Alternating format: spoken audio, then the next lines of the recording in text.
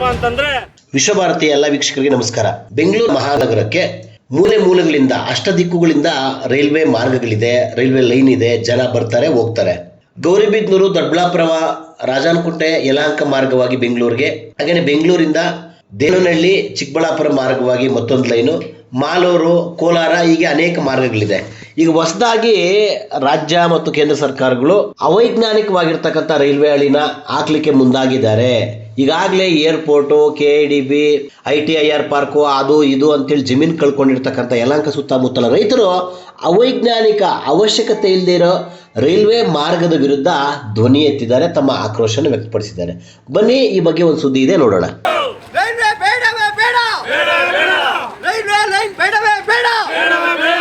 ಗುಂಟೆ ಬೆಟ್ಟಾಲ್ಸೂರು ರೈಲ್ವೆ ಮಾರ್ಗ ಹೋರಾಟದ ವಿರೋಧಿ. ಯಾಕಂದರೆ ಬೆಟ್ಟಾಲ್ಸೂರು ರೈಲ್ವೆ ಮಾರ್ಗ ಹಾಕಿದ್ರೆ ಇಲ್ಲಿ ಸಾಕಷ್ಟು ಎಲ್ಲ ಅರ್ಧ ಎಕರೆ, 1 ಎಕರೆ, 3/4 ಎಕರೆ ಜಮೀನು, ನಮ್ಮದು ಅಷ್ಟೇ 1-1.5 ಎಕರೆ ಐತೆ.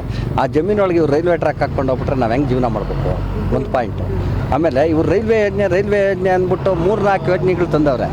ರಾಜಾನಕುಂಟೆ, ಇದು ದೊಡ್ಡಬಳ್ಳಾಪುರ ಟು ದೇವನಹಳ್ಳಿ ತಂದವ್ರೆ, ಅದು ಆ ಲೈನಾಗೂ ಡಿವಿಯೇಷನ್ ಆಗ್ತವೆ. ಆಮೇಲೆ ಚಿಕ್ಕಬಳ್ಳಾಪುರ ಟು ಗೌರಿಬಿದನೂರು ತಂದವ್ರೆ, ಆ ಲೈನಾಗೂ ಡಿವಿಯೇಷನ್ ಆಗ್ತವೆ. ಆದ್ರೂ ಇವ್ರು ಅವೈಜ್ಞಾನಿಕವಾಗಿ ದುಡ್ಡು ಹೊಡೆಯೋದೊಂದು ಇದೇನು ಹೇಳೋ, ಅವೈಜ್ಞಾನಿಕ ಯೋಜನೆ ಮಾಡಿಬಿಟ್ಟು ದುಡ್ಡು ಲೂಟಿ ಮಾಡೋ ಕೆಲಸ. ಯಾಕಂದರೆ ಇವರು ಬೇಕಾದಷ್ಟು ಲೂಟಿ ಮಾಡವ್ರೆ. ಇಲ್ಲಿ ಬೆಟ್ಟಾಲ್ಸೂರು ಹತ್ರ ಅಂಡರ್ ಪಾಸು ಅಂತ ಮಾಡಿಬಿಟ್ಟು ಅಂಡರ್ ಪಾಸ್ ಕಾಮಗಾರಿ ಒಳಗೆ ಕೋಟ್ಯಾಂತರ ರೂಪಾಯಿ ಲೂಟಿ ಮಾಡವ್ರೆ. ಇಂಥ ಯೋಜನೆ ಇವರು ಲೂಟಿ ಹೊಡೆಯೋ ಯೋಜನೆ, ಇದನ್ನು ನಾವು ಕೈ ಬಿಡಬೇಕು ಅಂತ ನಮ್ಮ ರೈತರು ಒತ್ತಾಯ. ಅಂತಂದರೆ ಇಲ್ಲಿ ಆಲ್ರೆಡಿ ಆ ಜಮೀನುಗಳಾಗ ಮನೆಗಳು ಕಟ್ಕೊಂಡವ್ರೆ, ಎಲ್ಲ ಅವ್ರೆ. ಆ ಮನೆಗಳನ್ನೆಲ್ಲ ತೆಗೆದಾಕ್ಬಿಟ್ಟು ಇವರು ಮಾಡಿದ್ರೆ ಪಾಪ ಸ್ವಾಮಿ, ಕಷ್ಟ ಸ್ವಾಮಿ. ಆದ್ದರಿಂದ ಈ ಯೋಜನೆನ ಕೈ ಬಿಡಬೇಕು. ಕೈ ಬಿಡಿಲ್ಲ ಅಂದರೆ ನಮ್ಮದು ಉಗ್ರ ಹೋರಾಟ ಇರ್ತದೆ ಆಲ್ರೆಡಿ. ಆಮೇಲೆ ಇಲ್ಲೆಲ್ಲ ಸಾಕಷ್ಟು ಅಭಿವೃದ್ಧಿ ಆಗ ಜಾಗ. ಈ ರೈಲ್ವೆ ಟ್ರ್ಯಾಕ್ ಬಂದರೆ, ಆಮೇಲೆ ಇವ್ರು ಮಾಡೋ ರೈಲ್ವೆ ಯೋಜನೆಗಳಾಗ ಅಂಡರ್ ಪಾಸು ಇವೆಲ್ಲ ಯಾವುದೂ ಅವೈಜ್ಞಾನಿಕ. ಈ ರೈಲ್ವೆ ಯೋಜನೆ ಇವತ್ತು ಜಾರಿ ಮಾಡ್ತೀನಿ ಅಂದರೆ 25 ವರ್ಷನೂ ರೈತರು ಸತ್ರು. ಆದ್ದರಿಂದ ಈ ರೈಲ್ವೆ ಯೋಜನೆನ ಬಿಟ್ಟೇ ಬಿಡಬೇಕು ಅಂದ್ಬಿಟ್ಟು ನಾವು ಇವತ್ತಿಂದ ಪ್ರತಿಭಟನೆ ಸ್ಟಾರ್ಟ್ ಮಾಡಿದ್ದೀವಿ. ಇದಕ್ಕೆ ಮುಂಚೆ ಈಗಾಗಲೇ ಎಲ್ಲರಿಗೂ ಮನವಿಗಳು ಕೊಟ್ಟಿದ್ದೀವಿ. ದಯವಿಟ್ಟು ಈ ಯೋಜನೆ ಬಿಡಿ, ಕೈ ಬಿಟ್ಬಿಡಿ.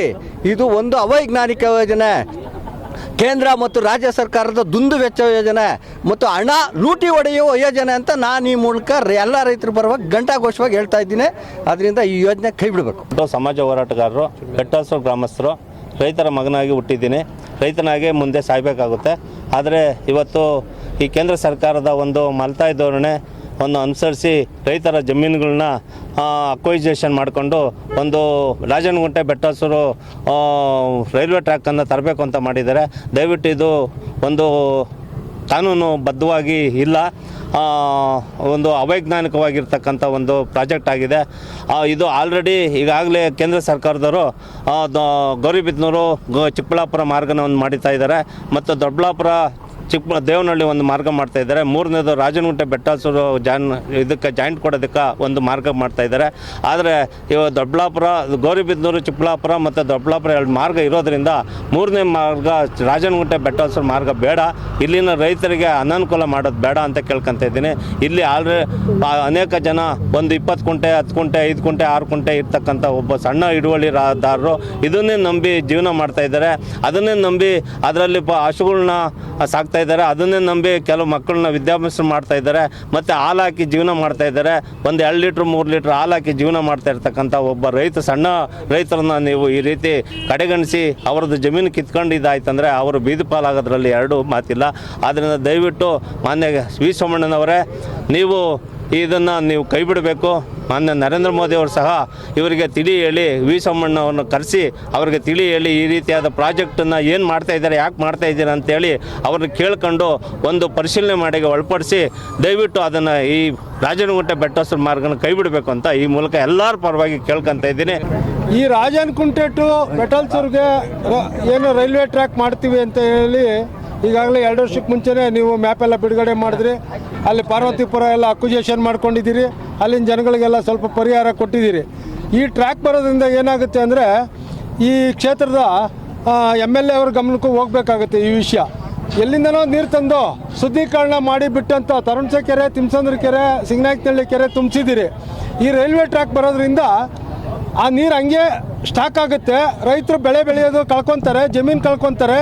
ಇಲ್ಲಿ ಕಲುಷಿತ ಇನ್ನೂ ಜಾಸ್ತಿ ಆಗಿ ಸೊಳ್ಳೆ ಕಾಟ ಕಾಯಿಲೆಗಳು ಬರೋದಕ್ಕೆ ನೀವೇ ಕಾರಣಕರ್ತರಾಗಿರ್ತೀರಿ. ಇಲ್ಲಿನ ದನ ಕರುಗಳಿಗೆ ಅವು ಏನು ಇಲ್ದಿರೋ ಅವು ಪೀಳಿಗೆನೇ ಹೋಗೋದಕ್ಕೆ ಕಾರಣಕರ್ತರು ಕೂಡ ನೀವುಗಳೇ ಆಗಿರ್ತೀರಿ. ಬೆಂಗಳೂರು ಸುತ್ತು ಮಾಡ್ತೀರಿ, ಏನು ಲಾಭ? ನಮ್ಮನ್ನು ಅಯ್ಯೋ ಅನ್ಸ್ಬಿಟ್ಟು ತಾವು ಏನಾನ ಮಾಡಿ ಯಾವ ಸುಖಕ್ಕೋಸ್ಕರ ನೀವು ಇದು ಮಾಡ್ತಾ ಇದ್ದೀರಾ ಅಂತ ನೀವು ರೈತರ ಮಕ್ಕಳಾಗಿ ಯೋಚನೆ ಮಾಡಬೇಕಾಗುತ್ತೆ.